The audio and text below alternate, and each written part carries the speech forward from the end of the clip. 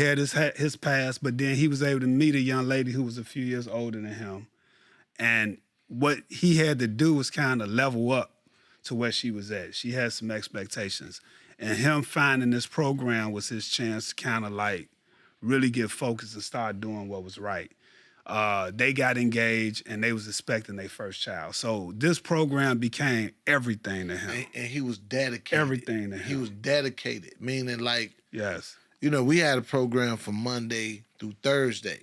He wanted to be there Friday, Saturday, Sunday type of thing. Yeah, right. That was his dedication. We started working on a piece of property to make it like for the youth building, and he was doing carpentry training, a trade.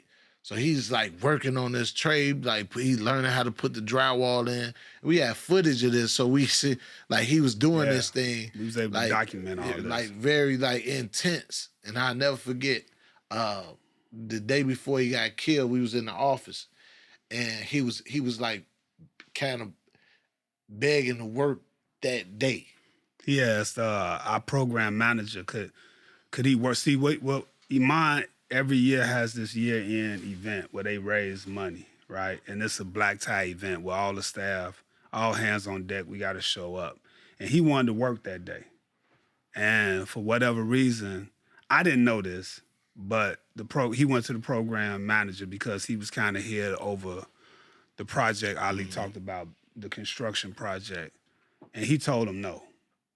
So when we had the event, that Saturday morning, I woke up to like 20 missed calls and my phone just loaded up with text messages.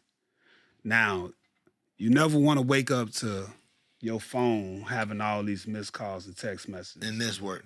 In this work. Never a good thing. And when I looked, before I opened up the message, I seen missed calls from his fiance and his mother. And I knew right then and there something went right? So by the time I called them back, you know, she's hysterical and said Stephen was just shot and killed. And, you know, just understanding that this is like 4 months after my own son had got killed. The first guy I recruited into the program lost his life, right? And that was real hard for all of us.